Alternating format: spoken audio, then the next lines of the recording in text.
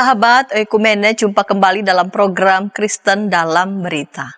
Dalam lanjutan pelatihan fasilitator pendidikan politik bagi warga gereja di Serpong oleh PGI, Pendeta Andreas A. Yewangu menyampaikan dalam materinya bahwa sebagai dampak atau pengaruh dari pietisme, di antara orang Kristen muncul pandangan yang cenderung mengharamkan politik dan menganggap politik itu kotor. Namun, sejak sidang raya DGI tahun 1971 di Pematang Siantar, pandangan itu berubah. Gereja-gereja di Indonesia melihat bahwa politik itu sebagai sesuatu yang luhur, mulia, dan karenanya gereja melihat panggilan politik yang jelas.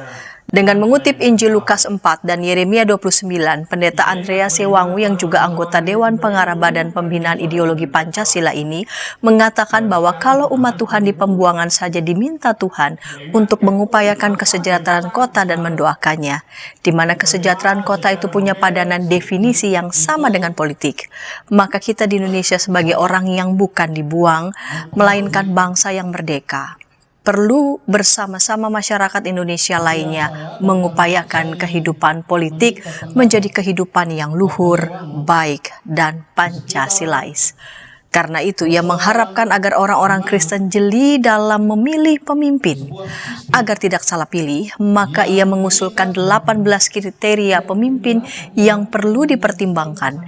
Di antaranya adalah harus Pancasilais, setia kepada Undang-Undang Dasar 1945 dan NKRI, menghormati Bhinneka Tunggal Ika, tidak memainkan politik identitas, anti radikalisme, tidak korupsi, mempunyai rekam jejak jelas membangun negeri ini, tidak mengorbankan orang lain demi meraih kekuasaan. Lebih lanjut, mantan Ketua Umum PGI ini menyampaikan bahwa dalam momen-momen ketika pemimpin membahayakan kehidupan bangsa yang plural, maka kita boleh melakukan tindakan politik praktis untuk menyelamatkan bangsa. Tetapi tentu saja gereja sebagai lembaga sebelum mengambil langkah-langkah politik praktis harus melakukan pengamatan secermat-cermatnya dan jelas, yaitu menyelamatkan negara dan bangsa dari kemungkinan keruntuhannya. Berkaitan tentang penerapan politik identitas yang sangat marak menjelang pemilu 2024, dengan tegas ia mengatakan bahwa hal tersebut sangat berbahaya. Sebab seseorang dipilih bukan karena kecakapannya, melainkan karena identitasnya. Ia juga menambahkan bahwa kita boleh punya identitas politik. Politik itu tidak bisa jalan kalau tidak ada identitas.